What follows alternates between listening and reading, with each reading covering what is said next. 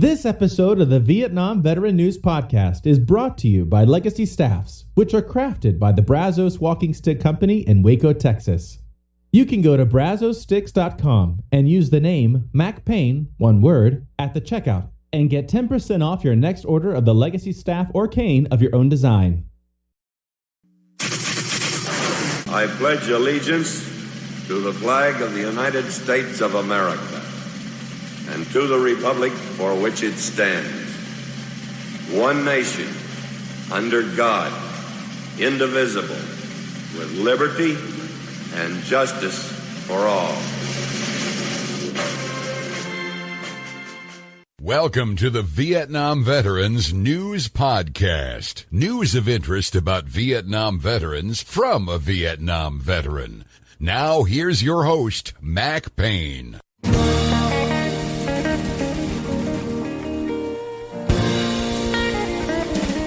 This is Mac Payne here with episode 1823 of the Vietnam Veteran News Podcast. News about the Vietnam War and the brave veterans who served there, as told to you by yours truly, a Vietnam veteran. Back in episode 1821 of this podcast, I talked about an Air America pilot by the name of Bob Caron, who lives out in beautiful Fort Walton Beach, Florida. He was the pilot of the aircraft that appeared in that iconic photograph of the rescue of people trying to escape the communists in Saigon. He was flying that helicopter that landed on top of the Pittman building in downtown Saigon to help some high-up South Vietnamese government officials escape what was going to happen to them when the commies came in and took over. Of course, when word got out that a helicopter was coming to take a few people out of there, it became evident that there were no secrets in South Vietnam at that time. The word got out and everybody wanted to get on that aircraft. That's why there were so many of them on the stairs going up to the pad where the helicopter was sitting. Luckily, a few of them did get out of there, and Bob Caron survived that day and others and lived to talk about it. One of the things he talks about today is whether or not he should get a pension. Bob doesn't care much about the money, but it's the principle of the whole thing that he's concerned about. He was, in effect, a government employee. Government employees deserve some type of a pension.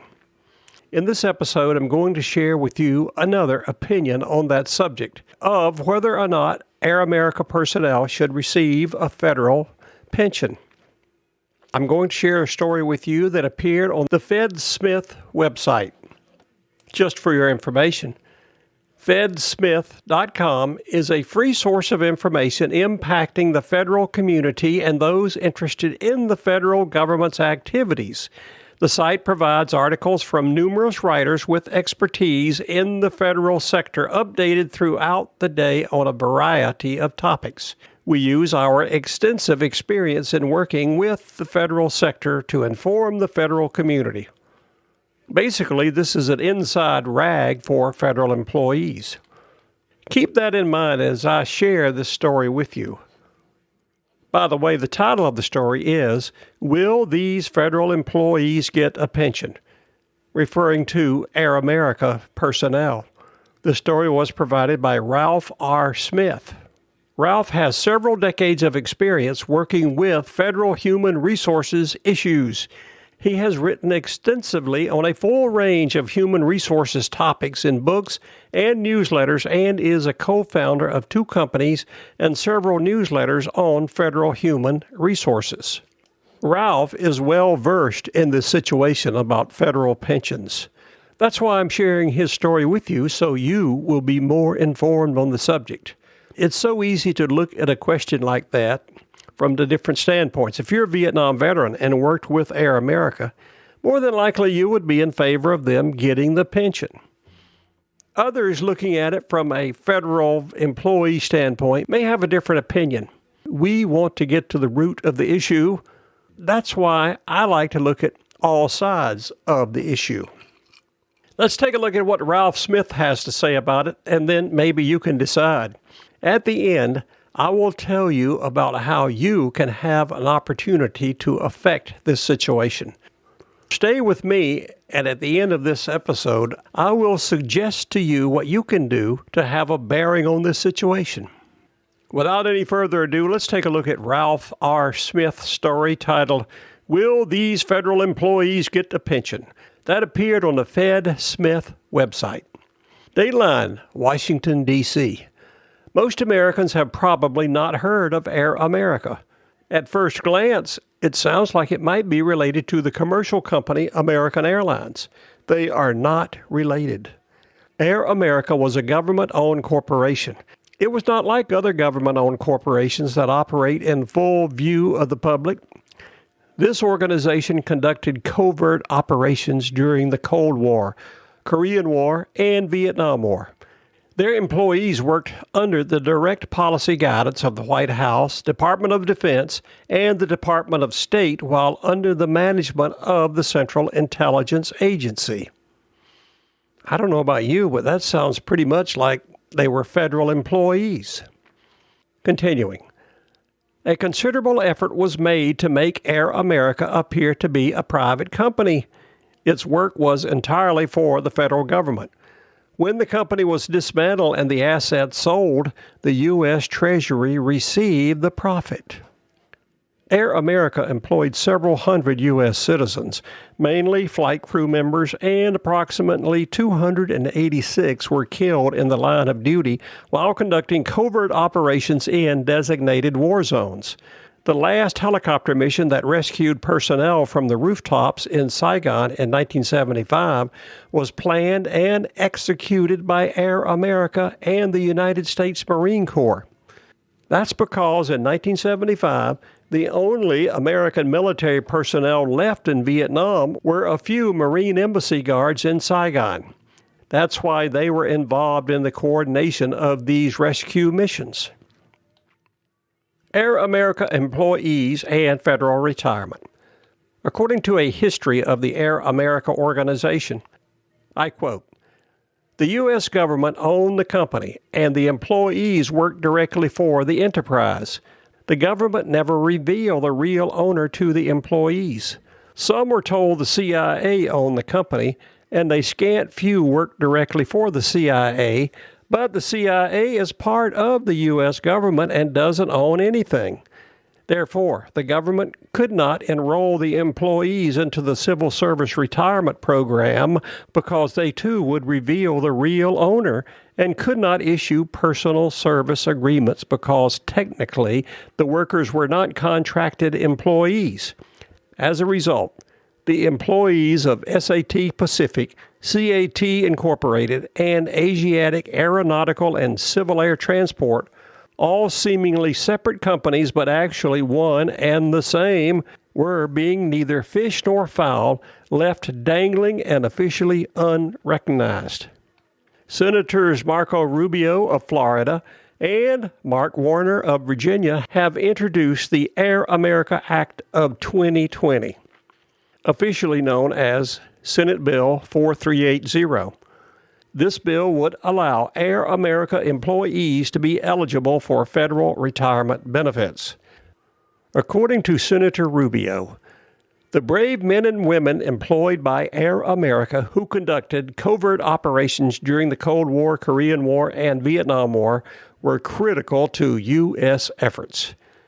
He continued, "I'm proud to partner with Senator Warner and our colleagues to ensure that these Americans receive the long overdue honor and recognition they deserve." That seems fair, since many in the government are advocating giving away benefits to illegal aliens. Before they do that, they really should take care of people like Air America personnel who served our country in war. Continuing. The bill also recognizes that affiliated airlines, including the Civil Air Transport, CAT Incorporated, Air Asia Company Limited, and the Pacific Division of Southern Air Transport, were part of the same system as the Air America organization and were also involved in covert operations over Laos and Vietnam. An iconic photo taken at the very end of the Vietnam War shows a helicopter pilot on a building in Saigon being crammed with people trying to evacuate before the city fell under the control of the North Vietnamese Army. The pilot of that helicopter was none other than our good buddy Bob Caron of Fort Walton Beach, Florida. He was an employee of Air America. We know that Caron recently told a reporter that he did not give any consideration to being part of the federal retirement program. We never gave it a thought, Caron said. We were told to fly. With regard to a federal pension, Caron said, I haven't given it much thought to tell you the truth. He also said that it's not the money that matters, but the principle of the thing. If passed into law, the bill is expected to provide $43 million in benefit payments over the next 10 years to 508 Air America employees and their dependents. There you have the viewpoint of a federal insider on this question. I look at the number $43 million over the next 10 years as merely a drop in the bucket when you look at what the federal government spends money on. Personally, I'm for it. I'd like to see these guys get the pension. Here's where you can have a bearing on history. Call both your senators. In Florida, you would be calling Senator Rubio and Senator Scott. If you're not aware, every state does have 2 senators. If you live in America and want to do something for some brave people that served in the Vietnam War, contact both of your senators and ask them to support the Air America Act of 2020 or simply Senate Bill 4380. If you would like to see justice done to some deserving Vietnam veterans, that's how you can do it. As a Vietnam veteran, I encourage you to do just that. Contact your senators and ask them to support this proposed legislation. There's a lot going on now in this country, but I believe our high-paid senators and representatives can chew gum and walk at the same time. Let's get this done for some deserving Vietnam veterans. That's my opinion, and I'm sticking to it. This is Mac Payne closing out episode 1823 of the Vietnam Veteran News Podcast. Thank you so much for listening. You are cordially invited to return again soon and often to listen to more of these stories that will be coming your way on this podcast, the Vietnam Veteran News.